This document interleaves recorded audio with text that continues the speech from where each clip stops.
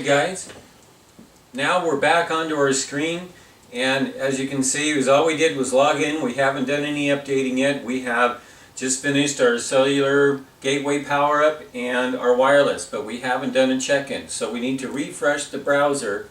So I'm going to hit a refresh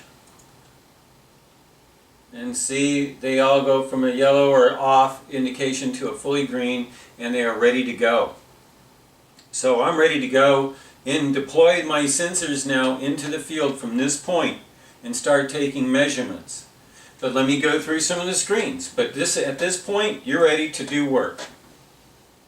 Now let's take a look at this screen overall now. Now that we see that these are graphic pictures of our sensors with green check marks. Sometimes you might see a tiny little X. It means it's just waiting for the next check-in. But let's go to the navigation bar. Underneath our green tech iTemp sensors portal, we have overview, which is what we're on right now. You can also view gateways, and we have running the one gateway right here. That's just the same what we just did. You can you can see when it checked in last, you know, how many minutes it's been. You could have the name of it. This is our green tech iTemp, and how our power is doing, and our signal is on this. Same with the sensors. We go to the sensors page where it defaults to. The names, which we'll get into, the data that's been collected, last check-in, the signal strength here, and battery. So we're monitoring everything that's going on. I'll let you know the battery thing. So now we're going to jump over to manage. Right now we're going to jump over to the manage page tab, and it's an overview of your entire network. That is your gateway systems, your sensors. You can edit them, each of them. You go into different edit modes. It brings up another window to edit. This is where you can change the heartbeat interval, is one of the locations here. When you're on your manage area, this is one of the ways to do this. And change names, clear your data, etc. And take a walkthrough of this. This just shows you your whole system. Now we're going to go back to the front end, to the working end. We're going to look at this sensor. We want to see the history. Well, we've got a couple of check-ins so far.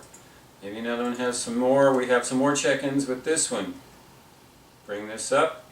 We have multiple check-ins.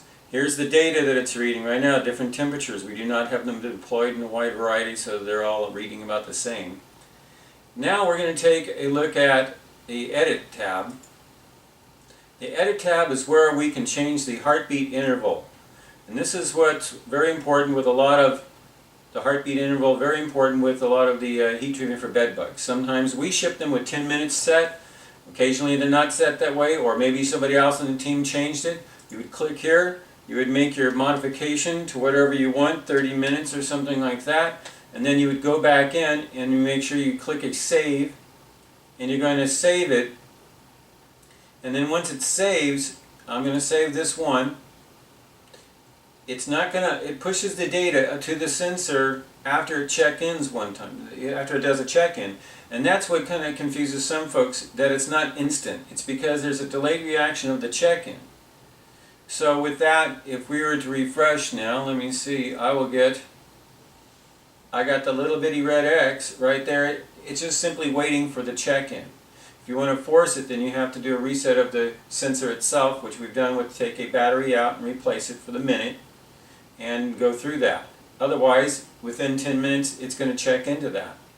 Or now it's waiting the 10 minutes, and then it'll be on 30 minutes of what we just changed it to. So that's how you make those changes right there. And you just let it sign in and change. So for now, I'm going to go back, and I'm going to go to the edit screen again, and it's not going to let me because it hasn't checked in. So I can't make a quick change unless I do a reset to the wireless after I've already made one. That's only after I already just did it. So if I change my mind in 30 seconds later, it's just going to wait and you have to do a hard change. That throws some folks off as well. That's all you have to do. We'll take a look at this chart again. Let's say, now the other beautiful thing that we can do with this, we have all this data. I'm going to go back to one with more. We have all this data, and now we're going to hit a chart. This is a wonderful document to use.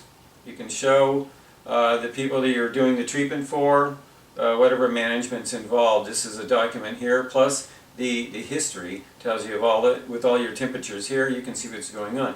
Now the nice thing is you can click on each one of these sensors where you have 5 or 6 and do the same chart individually. The nice thing on the chart, or as a group, we can do this. And it shows all your multiple lines. You can have all your different sensors in one line chart here, showing the variances that's going on. You might have one in a radically different area. So this is a very helpful tool as well. At this point, we're going to go to notifications at the navigation bar up here.